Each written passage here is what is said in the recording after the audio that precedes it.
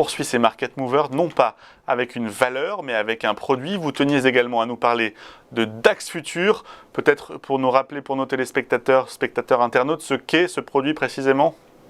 Écoutez, le DAX Futur, il réplique ce que l'indice du DAX allemand. Donc, c'est un instrument que les traders affectionnent justement pour jouer les mouvements de l'indice. Alors, qu'est-ce qui vous a alerté justement sur ce produit?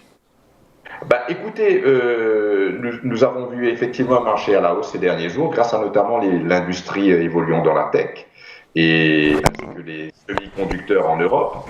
Aux États-Unis, hier, les résultats des banques ont été excellents, donc les inscriptions au chômage sont en baisse. Les chiffres sont sortis meilleurs que prévu. Donc ce cocktail de bonnes nouvelles a été le catalyseur de l'accélération à la hausse des marchés en général. Même aux États-Unis, on a assisté à des hausses. Je pensais, moi, à titre personnel, qu'avec les chiffres de l'inflation en hausse, qu'il y aurait eu une certaine fébrilité. Mais les marchés ont opté pour la relance excellente post-Covid. Donc, mais je serais surpris que le DAX quand même retrouve les sommets d'il y a quelques semaines, dans les prochains jours. Tôt ou tard, le taux d'inflation qui continuera obligatoirement à accélérer à la hausse.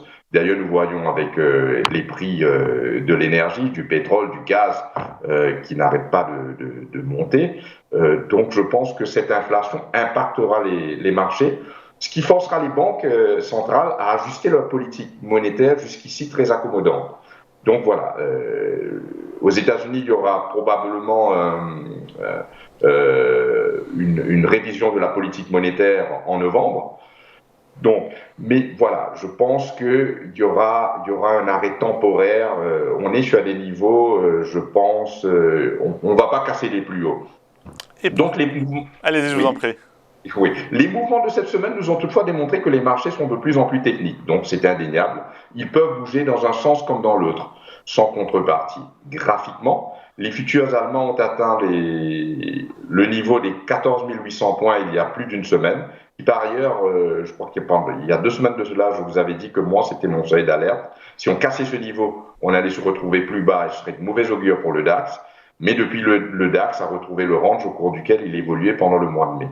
Donc techniquement, tant qu'on demeure sur les 14 800 points étant pour moi un support majeur, et qu'on navigue entre 15 800 points, donc on peut rester neutre, c'est-à-dire acheter en bas et essayer de vendre au plus haut. Certes, bon, facile à dire, mais voilà, il faut rester très technique, on n'est pas au casino, donc voilà, il faut être très prudent et très précis quand on prend des positions, parce que les marchés sont très difficiles à anticiper.